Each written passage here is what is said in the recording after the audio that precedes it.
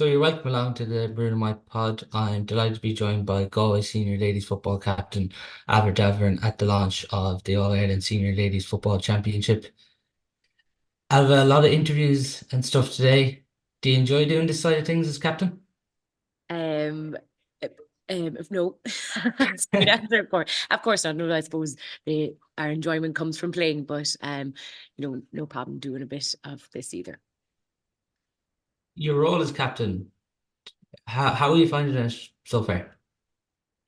I suppose we've loads of leaders on the team, so it doesn't really feel like a role per se because it's when it's a team sport like this, it takes everybody. So no, I don't feel any sort of major responsibility or role because there's so many leaders on the team. Was it just on your season so far? Obviously, you got relegated from the league, but you had a tremendous Connacht Championship where you won. Like, there's been a lot of ups and downs already, but it's probably helped in one way, has it? Yeah, in the sense that we'll be facing Cork now in the first round, who also got relegated, so they'll be, in a similar boat to us. So that would be interesting in terms of, you know, um, it'll see how we progressed from the league and things like that. The Connacht Championship is kind of a standalone game against Mayo. So although we enjoyed it, it's just a game, a stepping stone really to the championship. How important, though, do you think it was for this group to get a trophy? Yeah, I think we've lots of new players in, and they actually have a lot of underage success, so they probably sensed it before. But even just for them to gain confidence on the senior setup, and just in terms of the enjoyment of it, and kind of seeing the progress of their work and how that pays off in a Connacht championship, and really for everyone to get enjoyment out of it, for the parents and our kind of small crowd of supporters that follow us along, for them to get the enjoyment out of it as well is great fun. Just with that, you obviously won the Connacht Championship, and I mentioned the league. You're probably loading a lot of players. Was it hard at all to stay positive or after the league, after what happened?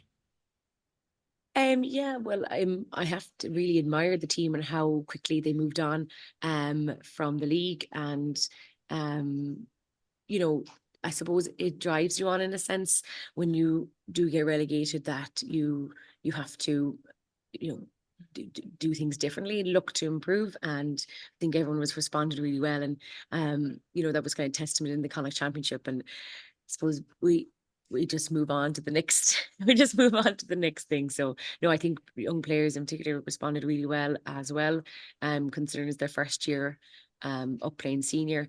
And it can be hard for underage players.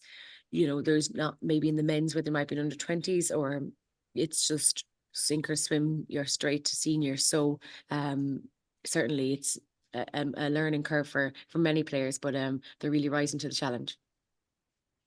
And how are you feeling now ahead of the All-Ireland Championship, as you mentioned, Cork and Laois to come in the group? Yeah, I suppose you just try and get out of your group. That's the main thing. Get into July is everyone's goal. Um, so we've Cork away, down in Cork in the first round, and like I said, we similar to ourselves, relegated, and then we have Laois. Just on that, like, what do you see a successful season for you this year? I think we always back ourselves to go all the way, and I'm not shy to say that we do back ourselves every year, and no, this year's no different. So we're full eyes on the main prize, and yes, you have to take one game at a time, but we're totally putting ourselves in the mix for the main prize. It's been an interesting dynamic this year. A few players haven't committed to the final panel. A few players have retired, but it's probably give opportunities to a lot of players. Yeah, and I suppose we miss any goal player that leaves, and there's cycles of players come in and they go, and we miss their leadership, and but it's all about blood and new players. We kind of say we're just borrowing the jersey for a period of time, and you're just trying to make the most of it within that time. And it's just about driving the standard and maintaining what the girls had done previous, and driving on the next generation. And how you found the new management this year? Yeah, so for lots of people, Dan Lick and the team are not new management, in the sense that I'd say half the team has been coached by them underage. So myself, they would have been my minor management 8 years ago. So to be honest, they're really familiar with Galway football and for a long number of years. So I don't think there's many who haven't been coached by them. So that's great. Really helps the transition of new management. For yourself, you're obviously playing with Crokes and living in Dublin at the minute. How do you find the commute going down for training? Uh, yeah, it's many a podcast to listen to. But look, you kind of get used to it in a way, and um, like that in terms of the management have huge trust in me. Um, there wouldn't be pressure on me to go down midweek. Games and things like that might be different, and um. I have an excellent club in Crokes up here, which is a brilliant standard to train at and play at. So I'm quite lucky in that sense, that I have a great setup up in Dublin. But yeah, look, it might be handier to be living at home, but I want to play, and this is where I'm at the moment. Yeah, because it's interesting. Different people have talked about it, the different challenges of coming down. But what's the most difficult thing about it? Really probably just kind of on a Sunday you just kind of probably want to hang out, and after games like you just would be wrecked. But aside from, it's just probably to be around the team a bit more. I'm lucky that I'm a teacher, so I finished up now this week, so I'll be home. So really looking forward to being home and in the setup full time. And you're obviously you get the sense there by you're talking that you're really enjoying playing for Galway at the minute. Yeah, I really do. Playing with a lot of the girls for a long number of years, and um yeah, just very proud Galway woman. So yeah, I really do enjoy it. Yeah.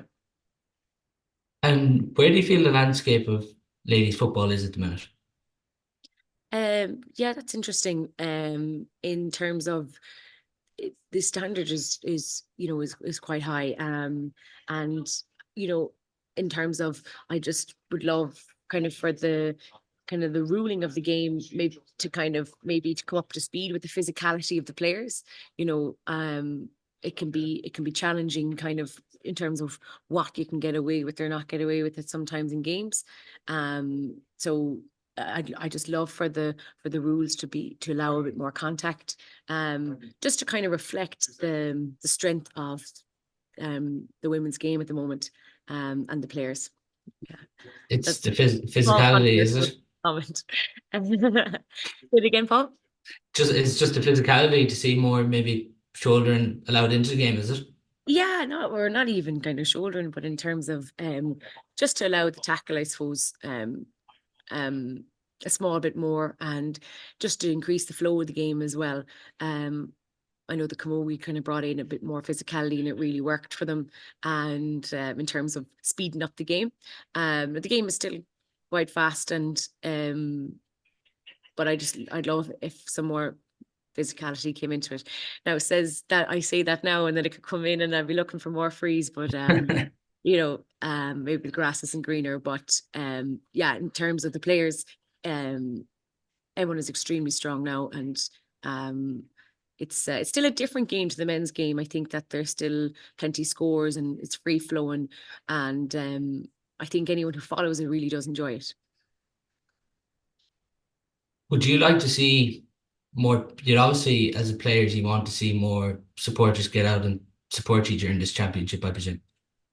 Yeah, I suppose like we would be used to not too many at games, but I think that when people do come, they realize that they're very entertaining games. They're often extremely close, and just if you're a general sports player, a sports watcher, I think that people, when they start following women's games, start really enjoying them. So it starts as you know, it may be forcing yourself to go to 1 or 2 games, and then you might get to know a few of the players and you might get enjoyment out of it then.